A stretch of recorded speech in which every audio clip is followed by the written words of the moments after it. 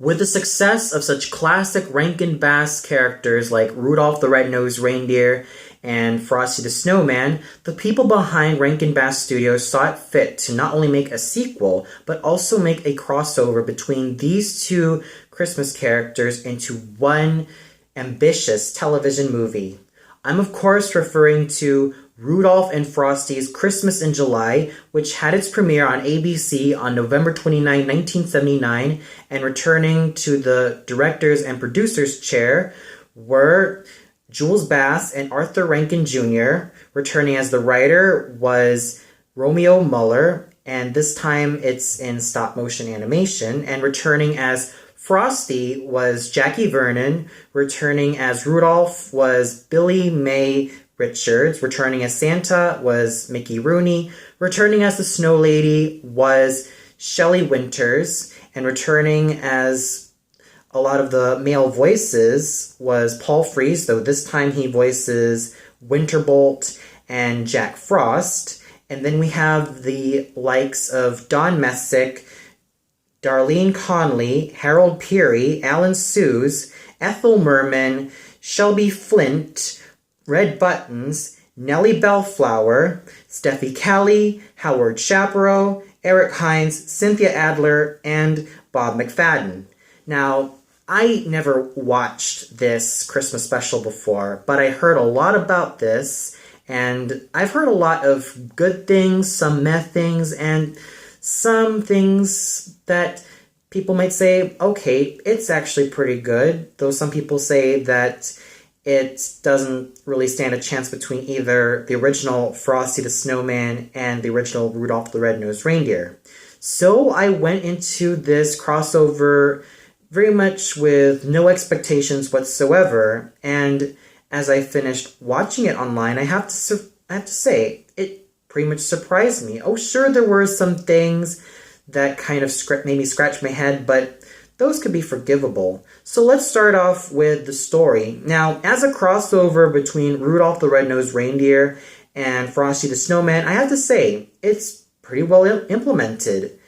We really get to see a lot of genuine character relationships between Rudolph and Frosty, but also that of Crystal the Snow Lady and the two Snow Kids. I have to say, this story really does delve well into how the characters really relate well to each other, but it also does have a sense of danger in the form of the main villain, who is this very powerful winter wizard known as Winterbolt. Now, I will talk about him a lot more when I reach the characters, but I have to say that he also does add to the plot really well, being such a huge challenge for Rudolph, Frosty, and a lot of the other characters.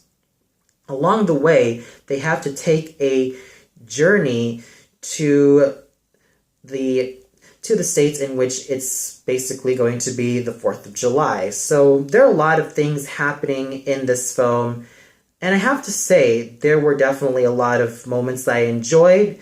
There were a couple of moments which made me scratch my head, but still, it's very much a well-woven story from beginning to end, and it's definitely good with its trademark charm and lightheartedness that Rankin-Bass is usually very well known for. So props to them for making a pretty good crossover. And then we get to the animation. Now, the animation, since it's stop motion, is still very well done all throughout. I really love all the designs. I love all of the simple facial features. And even though a lot of the characters only seem to express one emotion, and in terms of how their face moves, I have to say, they use it well to their advantage.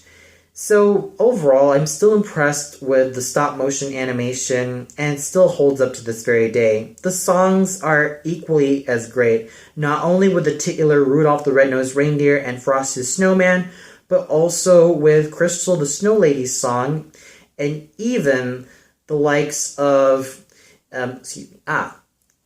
Lily's song. I definitely enjoyed a lot of Lily's songs, and I definitely loved her solo in which she talks about wanting a guy. And special props has to go to the legendary Ethel Merman. Now, she is definitely a performer I have admired even before I've heard of Ethel Merman. Her name is totally legendary when it comes to Broadway, theater, and even film.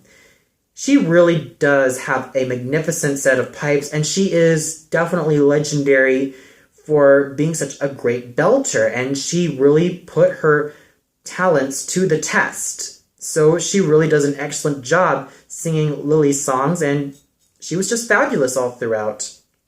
Then we get to the characters, starting with Rudolph. Now, as I said before, Rudolph is very much a very nice character. He's a very well-meaning character, but in this, there were moments in which he did tend to be gullible. He did tend to have certain things go awry, but as I've noticed, he's still a kid. He still has a lot to learn, to grow up, and, well, he did grow up pretty well compared to the original one, so it's still with him growing up to really mature and pretty much wisen up sometimes. Frosty, Crystal, and the Snow Kids have a lot of charm and really maintain that charm and likability.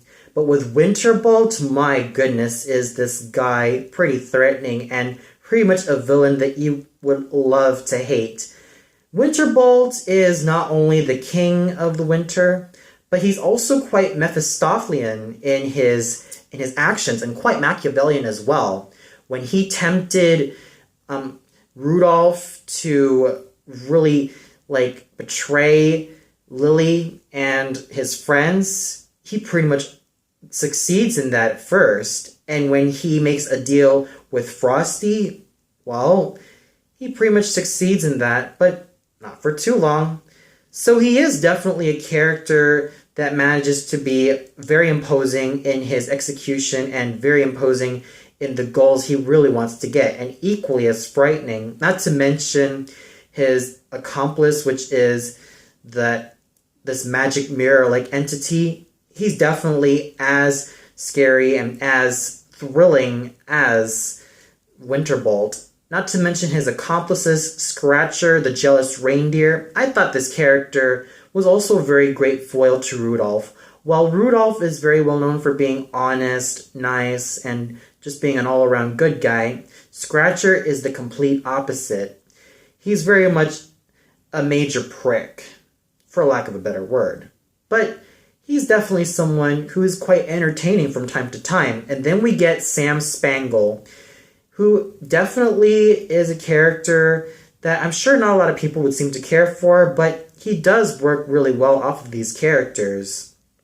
And not to mention the Big Ben time whale, even though he did come in as a sort of deus ex machina, which is also my other problem with the story, he's still a very good character, and even with the likes of Jack Frost coming in for a cameo, well, not bad, but it probably is definitely a little bit of deus ex machina sprinkled throughout this film.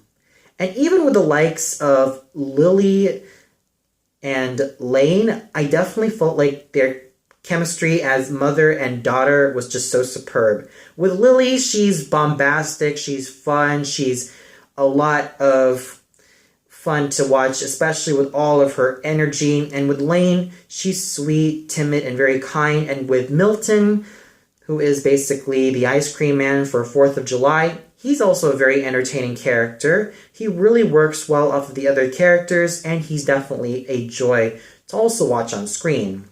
So the characters are very much lovable all throughout, and sure, I absolutely love to hate the likes of Winterbolt, Scratcher, and even Sam Spangle as well. And sure, the likes of Big Ben and Jack Frost did come in at the last minute, but at least they still served their purpose, even though it was kind of a little bit of a deus ex machina, or even that of a plot convenience. But still, I felt like the characters were all good all around, and the voice acting was, as usual, well done. With the likes of Jackie Vernon and Billy Mae Richards, and even Mickey Rooney returning as Frosty, Rudolph, and Santa respectively, I definitely enjoyed their performances. Then we also have the likes of Paul Frees, who voiced both Winterbolt and Jack Frost, proving how much of a versatile voice actor he can really be. From Winterbolt's deep, imposing basso voice to Jack Frost's more high-pitched, mischievous, spunky voice, you really do get a feel that he can really pull off two awesome characters in just one go. And then we have the likes of Darlene Conley as Mrs. Claus. Of course, I really miss Shirley Booth as Mrs. Claus, but I thought that Darlene Conley managed to do a very good job as this really iconic character. And then we also have the likes of Alan Seuss as Scratcher, giving such a prickish portrayal, but one that is definitely a lot of fun to listen to. Thurl Ravenscroft, who is also very well known in a lot of old Disney films, voicing the magic mirror-like entity for Winterbolt. I thought he managed to really give his imposing, huge, round voice to such an imposing character, and he does a very fine job. Then we have the likes of Ethel Merman, the legendary Ethel Merman, who really gives such a bombastic portrayal of this wonderful character, and Shelby Flint, who is also a singer/songwriter, giving such a very wonderful portrayal as Elaine. Then we even have the likes of Red Buttons as Milton, who gives such a very warm-hearted and very friendly portrayal of this character.